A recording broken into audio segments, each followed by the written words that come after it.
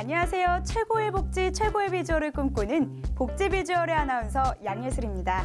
오늘 저와 함께 싱그러운 햇살처럼 기분 좋은 복지 비주얼의 세계로 빠질 준비 되셨나요? 복지사회라고 하면 어떤 사회가 떠오르시나요?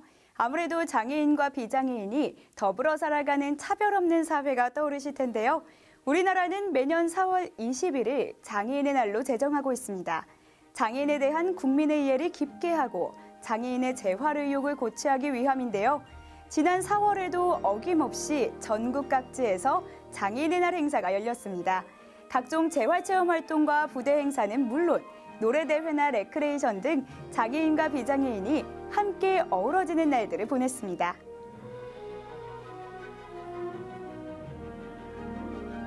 하지만요, 장애인의 날에 대한 우려의 목소리도 심심치 않습니다. 장애인의 날이 지정한 지 20년이 넘었지만 그만큼 복지 정책이 현실화되었느냐는 점인데요. 장애인의 불편과 차별이 여전하다는 점에서 이날의 행사가 정말 효력을 발휘하고 있는지 더 짚어봐야 할 것입니다. 또한 단순히 365일 중에 이날 하루만 장애인과 함께하는 날로 인식될 수도 있다는 염려의 시선도 있습니다. 장애인의 날 행사가 단순히 보여주기식 행사로 이뤄지지 않고 일상 속에서도 늘 장애와 비장애가 더불어 살아가는 사회가 될 수 있기를 기대해봅니다. 보건복지부는 장애인의 날을 맞아 2014년 장애인 실태조사 결과를 발표했는데요. 전국 장애 추정 인구는 국내 273만 명으로 집계됐고 10,000명 중 559명이 장애인인 것으로 나타났습니다. 특히 전체 장애인 가구 중 장애인 1인 가구 비율이 24.3%로 10년 전에 비해 2배 이상 증가했는데요. 혼자 사는 장애인 4명 중 1명꼴이라고 볼 수 있습니다. 장애인의 건강 수준을 조사한 결과에서는요, 우울감과 자살 생각률이 비장애인에 비해 2배 이상 높았고 특히 연령이 높을수록 심각한 것으로 나타났습니다. 또 조사 대상 장애인의 72.2%는 만성질환을 갖고 있다고 답했는데요.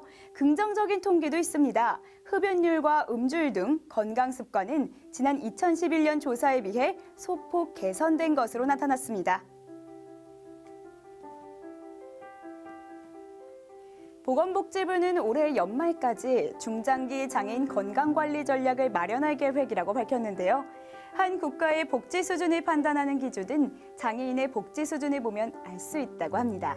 정부는 장애인의 건강, 인권, 의료보장 등 그들의 자립과 재활을 위해 힘써야 할 것입니다. 자, 여러분의 복지가 최고의 비주얼을 갖게 되는 그날까지 복지 비주얼은 여러분과 늘 함께하겠습니다. 그럼 다음 시간에 만나요. 안녕.